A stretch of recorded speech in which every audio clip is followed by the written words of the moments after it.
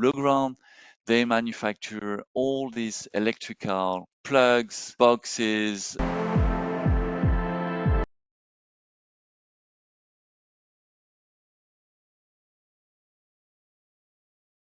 Legrand is known for the Legrand way.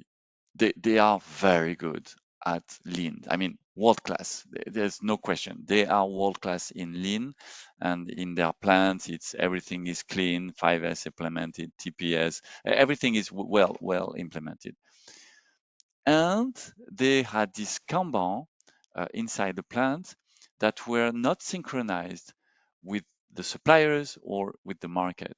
So the forecasts were propagating through the distribution network, going at the entry door of the plant and jumping the plant because all the plant was in pull flow, Kanban, very good, well managed. Kanban inside the plant. The results of this project, they expected first, they wanted to improve the service rate, to optimize the stock and to standardize the process because throughout the different plants, different way of working with Excel.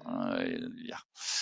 So the pilot shown a level of service rate that was maintained. It was not improved, but it was maintained. This blue line is about the level of inventory. And you see that it's going up and down, and as far as we can go in the past, it was going up and down as well.